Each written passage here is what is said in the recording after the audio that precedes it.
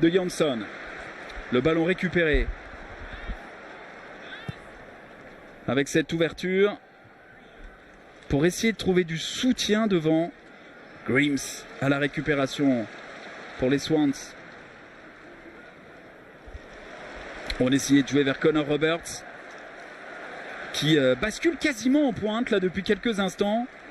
Même si c'est Ayew qui occupe ce poste, on le voit revenir en pointe pour essayer de récupérer ce ballon. Ethan Pinnock, on va maîtriser forcément. Il reste 3 minutes avant la mi-temps ici à Wembley. Le ballon mis en retrait par Pontus Jansson. Avec David Raya qui va détourner et dégager surtout. C'est renvoyé par Brentford. Et on entend, hein, vous voyez, au fond de votre écran, d'un côté à gauche, Steve Cooper, à droite, Thomas Frank. Thomas Frank qui forcément est en train de réfléchir à ce qu'il peut dire à ses joueurs pour essayer de les relancer.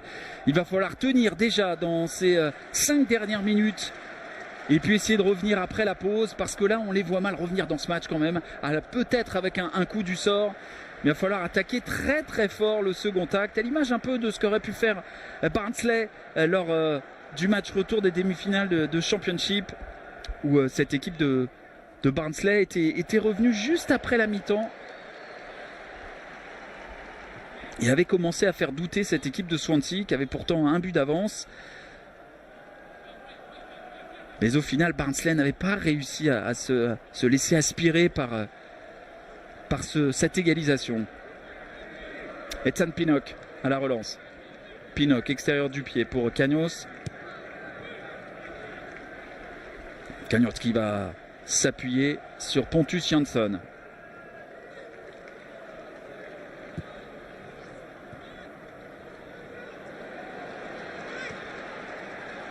Gay qui a coupé la trajectoire de cette balle face à Brian Mbeumo. Et le centre en retrait pour trouver Ben Kamango. Northern. L'anglais qui s'appuie sur l'autre anglais de cet effectif, de cette équipe galloise. Grimes. Northern qui a joué vers l'écossais Fulton. Kabango avec Fulton. Mais regardez, ce sont des passes courtes. Des passes et des mouvements d'impuissance tout simplement parce que regardez, hop, on remonte très très vite du côté de Brentford. On voit Mbeumo et Ivan Toney notamment devant, aux avant-postes pour maîtriser cette balle. Toney encore qui reste au sol, pas de faute, estime l'arbitre de ce match. On va temporiser du côté de Orien, l'international irlandais qui s'appuie sur Fulton, qui joue à côté de lui avec Matt Grimes. Grimes avec son pied gauche pour travailler cette balle et libérer ce ballon vers Bidwell dans la profondeur. On essaye de retrouver une possibilité avec ce ballon récupéré par Lobb. Et finalement la conservation de balle de Swansea, faute de mieux. Kabango, on va essayer de ne pas s'exposer du côté gallois. Northern. Connor Roberts qui est enfermé, l'international gallois qui va obtenir la faute malgré les contestations de Canos face à l'un des deux arbitres de touche, Connor Roberts, qui lui dit qu'il y a bien faute parce qu'il ne peut pas jouer cette balle tout simplement parce qu'effectivement on lui marche sur le pied. Voilà, semelle de l'Espagnol de Brentford et coup franc donc en faveur de cette équipe de Swansea.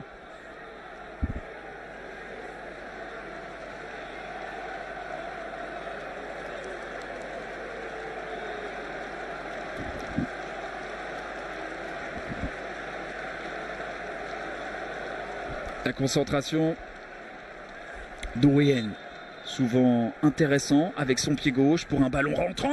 Le ballon pour essayer de trouver Ayew et finalement ça rebondit au-dessus des buts de David Raya pour ce qui est l'occasion sans doute la plus nette de Swansea juste avant la mi-temps.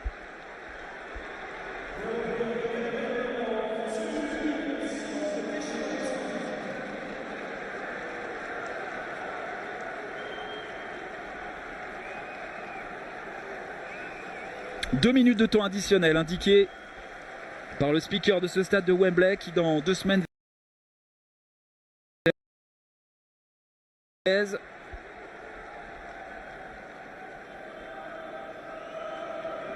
qui jouera face à la Croix.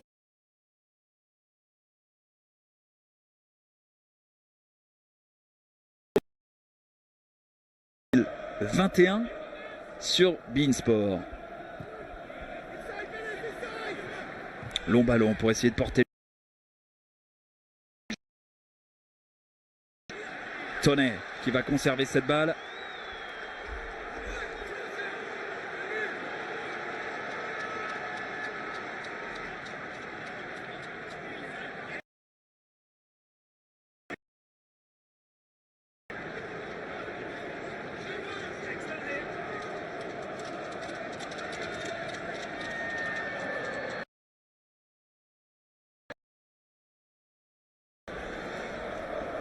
Remise en jeu.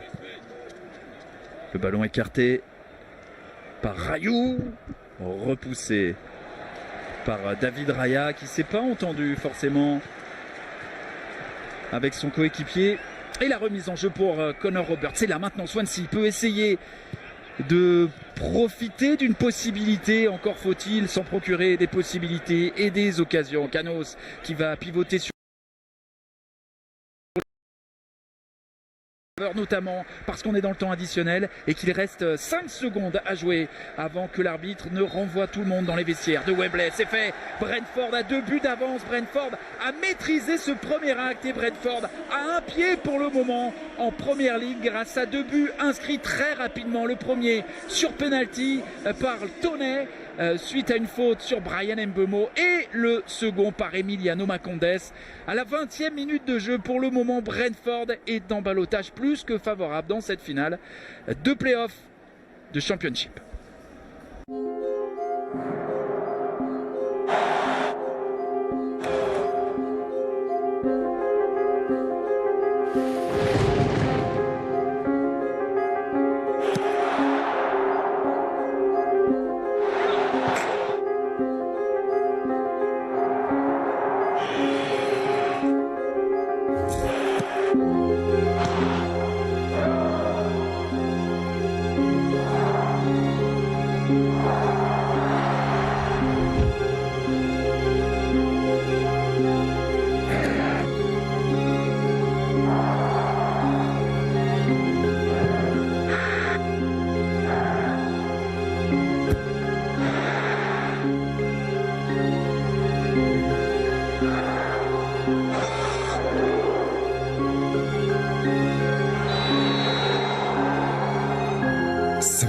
Des matchs pour se créer de nouveaux souvenirs.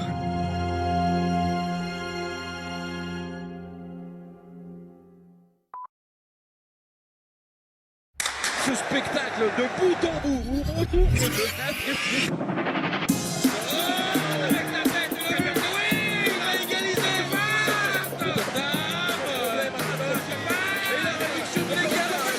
Ça a commencé très fort. Un but exceptionnel. Everton au bout du suspense qui s'impose. 5 buts à 4. Règle numéro 5 sur beIN Sport.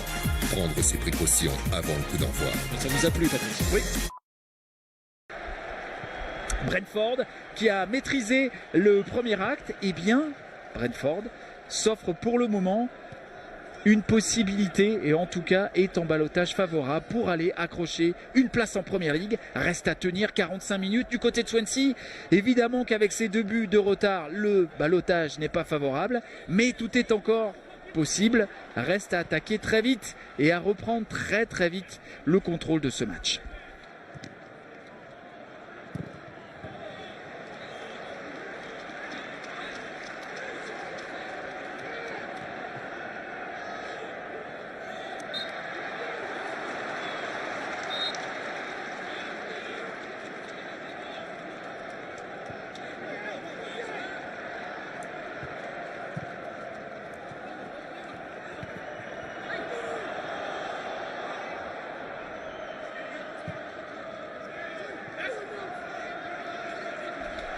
Ballon dans les pieds des joueurs de Swansea. Pas de changement de part et d'autre. Je vous rappelle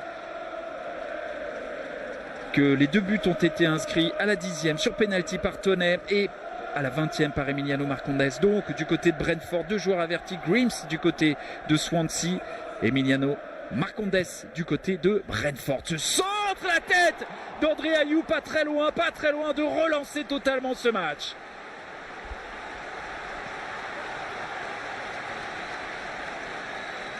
Regardez, Fulton qui va s'appuyer avec ce centre de Connor Roberts et cette tête d'André Ayew, déjà buteur dans ses playoffs, et c'était en demi-finale d'une frappe magistrale enroulée, lucarne lors du match aller des demi-finales face à Barnsley. Et là, qui met ce ballon totalement à côté.